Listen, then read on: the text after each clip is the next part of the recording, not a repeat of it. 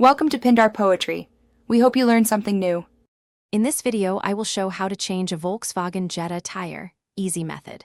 Start by parking on level ground and engaging the parking brake, then place wheel chocks behind opposite wheels to prevent rolling.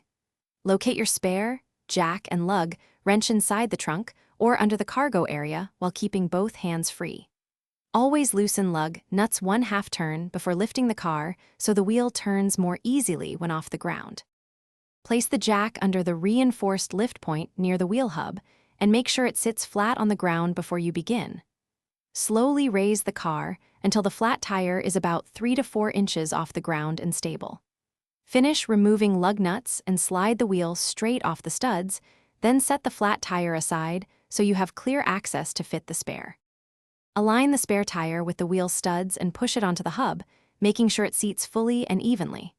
Hand thread each lug nut to avoid cross-threading, then lower the car until the tire just contacts the ground for stability. Use a star pattern to tighten lug nuts progressively to the manufacturer-recommended torque, then fully lower the car and recheck torque to ensure a... Thanks for watching. Consider subscribing if we helped you.